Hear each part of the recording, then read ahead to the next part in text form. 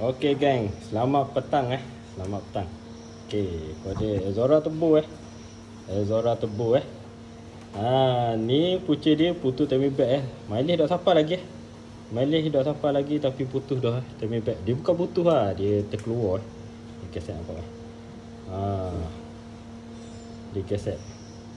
Okey, punca ni ni lah yang aku dah pesan-pesan semua ke customer. Jangan pakai timing bag local. Kena pakai original model ni Okey. Ni dia punya heat Ni aku dah buka dah. Aku dah tengok dah berapa batang belok. Ada dah dalam 6 batang lebih kurang. Okey, ni pelak Tengok pelak pun jahat dah. Aku ukur gaping 1.6 Tinggilah. 1.6. Okey. Ni bar dia ni blow intake ada 2 batang belok.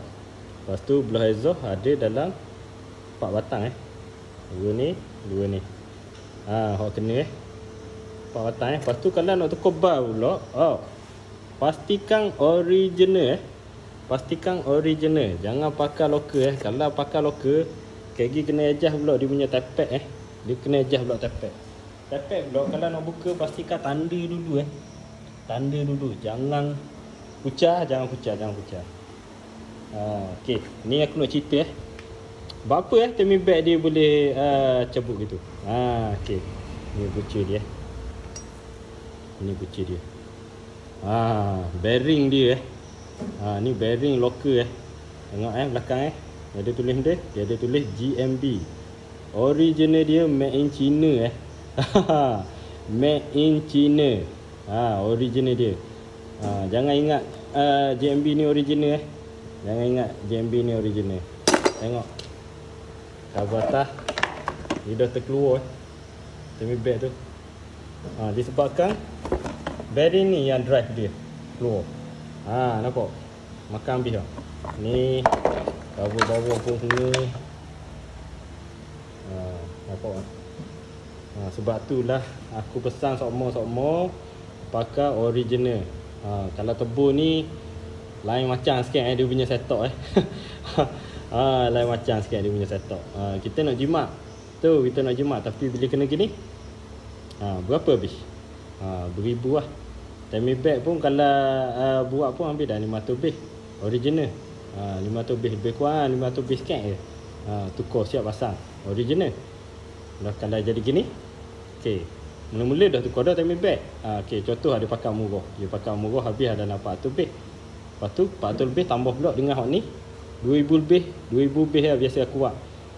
Tukar bar gini dah 2000 lebih dekat 3000 sekali yang cover semua aku dah buat ada protection untuk dia. Jadi 3000 lebih. Jadi banyak pula modal aku. Baik, habis 500 lebih dah jadi gini. Betul tak? Ni pagar habis koh ni. Tu dah masuk gini dengan Tebu. Tebu pun dia nak kena buat agak sikit sebab sumbat Tebu dia sumbat ada sumbat sikit jadi alang-alang. Ni jadi buah alang-alang pula. Jadi kena tukar tengok OIC pun jangan gang OIC. Nak pasang OIC jangan gang, percaya ke barang. Tapi ni OIC lokal ni OIC lokal. Kalau original dia ada takok sini. Tu OIC original. Peringatan belaka. Sekadar pesanan je take note belaka. Jangan jadi ginilah. Sayang duit. Okey, terima Okey.